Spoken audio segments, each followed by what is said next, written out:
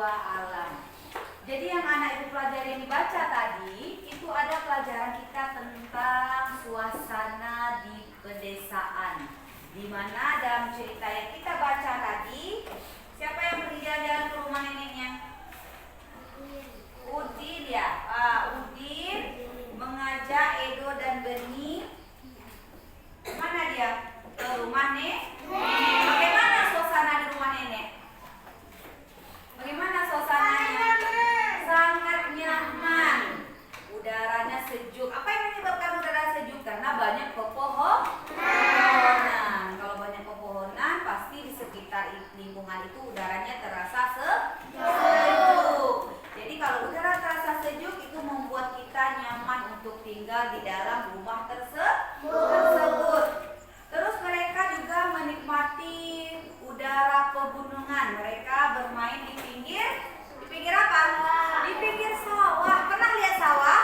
Nah, sawah itu apa yang ditanam sama orang di sawah? Padi. Padi itu menghasilkan apa dia? Beras itu merupakan makanan pokok kita tuh. Nah, beras itu kalau sudah dimasak menjadi apa dia? Nasi. Jadi lambang sila kelima Pancasila, apa lambang simbolnya? Padi dan kapas. Padi dan kapas itu adalah menggambarkan bahwa padi merupakan makanan pokok kita. Makanan pokok kita, terutama kita orang Indonesia, makanan pokoknya adalah padi dan padi itu. Padi setelah diolah, padi itu menjadi beras. Setelah menjadi beras, berubahlah dia menjadi nasi kalau sudah dimasak. Ada sarapan pagi tadi? Ada. Sarapan apa pagi tadi? Nasi. Ada yang makan nasi, mungkin ada yang makan roti, ada yang minum susu, macam-macam ya. Boleh. Usahakan kalau pagi itu jangan makan yang berat-berat. Berat-berat itu maksudnya apa? Nasi itu makanan berat itu. Nah, jadi usahakan anak ibu kalau sarapan pagi itu kalau tidak roti, minum susu juga boleh. Ya. Terus kalau makan nasi boleh Bu, boleh. Tapi kalau biasanya kalau kita sudah makan nasi di pagi hari, itu biasanya buat kita ngantuk terkadang di dalam kelas. Karena perut kita sudah kenyang. Nasi itu kan karbohidrat. Jadi kalau terlalu banyak kita isi di pagi hari untuk berkegiatan selanjutnya, itu mengakibatkan kita menjadi ngantuk, mudah ngantuk kita dibuat ini. Kemarin sudah Ibu ajarkan juga matahari terbit di sebelah mana nak? Matahari timur. Terbit di sebelah timur, tenggelam di sebelah barat. Balik-balik. Nanti keluar dalam ujian matahari terbit di sebelah mana? Timur. Tenggelam di sebelah barat.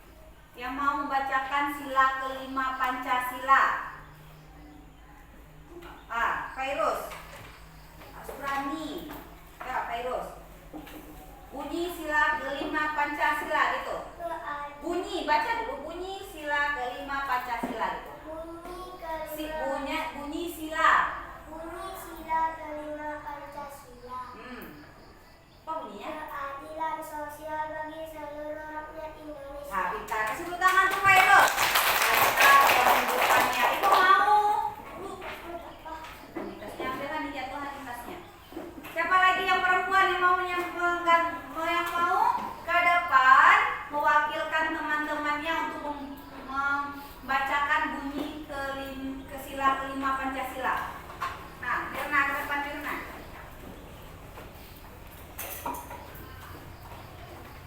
Bunyi sila kelima Pancasila.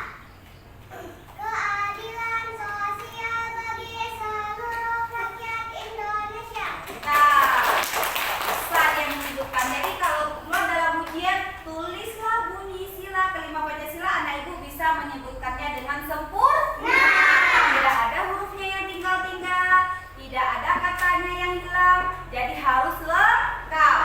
Simbolnya apa tadi? Padi dan balas. Jadi jangan sampai salah. Kemarin sudah ibu catatkan juga siapa yang bisa menyebutkan. Dalam PR juga ibu sebutkan tadi kan? PR belum dikumpulkan ya, nanti dikumpulkan PR-nya. PR kemarin ada ibu menuliskan tulislah sikap yang mengamalkan sila kelima Pancasila. Siapa yang bisa membacakan? Siapa yang bisa membacakan sikap yang sesuai dengan pengamalan sila kelima Pancasila? Dalam buku pegangan muridnya ada itu. Baim, bacakan Baim di depan Baim. Boleh bawa buku Baim, Baim hafal? Hafal lah, pintar kalau hafal. Sikap yang mengamalkan sila kelima Pancasila. satu. Jangan sebut, biar Baim hafal. Apa Baim?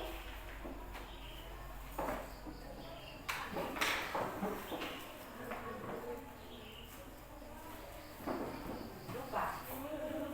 Nah, ambil lagi bukunya. Baca bukunya ke depan.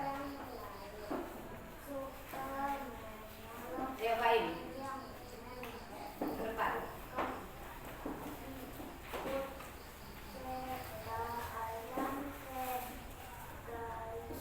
Menghormati hak orang lain. Nah, menghormati hak orang lain. Yang kedua, Suka menolong orang lain. suka menolong orang. Yang ketiga, Ikut serta dalam kegiatan gotong royong. oke, boleh duduk. Jadi itu merupakan contoh 3 sikap yang sudah ibu terangkan, yang sudah ibu catatkan dalam buku anak ibu itu. Ada 3 sikap yang harus kita amalkan. Ada sebenarnya banyak lagi, cuman ada 3 yang sudah dicatatkan kemarin. Menghargai hak orang lain. Apa itu hak? Hak apa itu hak?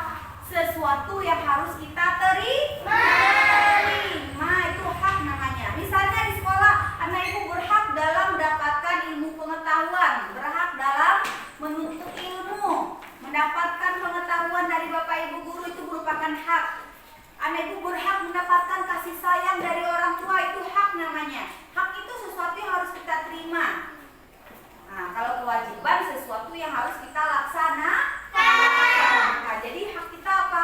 Menghargai hak orang lain. Jadi kita tidak boleh, misalnya ada teman yang mau sekolah, terus kita larang-larang dia, kamu nggak boleh sekolah, itu tidak boleh. Karena mereka berhak juga untuk mendapatkan ilmu pengetahuan. Misalnya mengambil punya teman, itu juga tidak boleh. Kalau mau memakai sesuatu harus minta izin terlebih dahulu. Apa contoh haknya lagi? Mendapatkan kasih sayang dari orang tua. Mendapatkan perhatian dan kasih sayang dari orang tua itu merupakan hak anak ibu di rumah. Kalau di sekolah apa haknya? Mendapatkan ilmu pengetahuan dan pendidikan dari bapak ibu guru di sekolah. Mendidik itu tidak hanya memberikan ilmu pengetahuan saja, tetapi juga sikapnya yang tadinya duduknya tidak bisa sopan, duduknya harus sopan. Yang tadinya bicaranya suka kasar, tidak boleh lagi bicaranya kasar. Diajarkan oleh bapak ibu gurunya di sekolah. Jadi anak ibu harus bisa melaksanakan aturan-aturan yang ada di sekolah. Itu kewajiban, melaksanakan aturan yang ada di sekolah itu kewajiban. Mendapatkan ilmu pengetahuan, belajar dengan baik di sekolah itu merupakan hak anak ibu di sekolah. Jadi anak ibu berhak untuk mendapatkan ilmu pengetahuan dari bapak ibu guru. Itu hak namanya. Kalau hak kita itu harus kita perjuangkan, ya. Sudah belajar. Terus apa lagi yang kedua tadi? Yang kedua pengamalan sikapnya apa lagi? Yang tadi menghargai hak orang lain. Yang kedua apa tadi? Menolong. Suka menolong orang lain ketika teman lagi kesusahan. Seperti kemarin, Hani lupa bawa kotak pensilnya ke sekolah. Siapa yang bantu Hani? Galih meminjamkan pensilnya kepada Hani. Kalau kita sudah ditolong orang, biasanya kita mengucapkan apa ya? Terima kasih. Jangan lupa kalau kita sudah ditolong orang, kita ucapkan terima kasih. Ketika teman terjatuh, misalnya ini kebanyakan apa sama ibu, ketika orang terjatuh atau temannya terjatuh, dia bukannya nolong tapi dia malah ketawa. Itu boleh dilakukan, nah? Iya. Teman yang terjatuh itu kalau kita ketawa mengakibatkan jadi apa? Dia jadi sedih. Tidak boleh kita seperti itu. Ketika teman terjatuh kita tolong. Tanyakan apa yang sakit. Nah, itu baru jadi anak yang pintar. Terus apa lagi? Menolong orang yang kesusahan. Ya, menolong orang yang kesusahan, yang tertimpa musibah, kita bantu dia.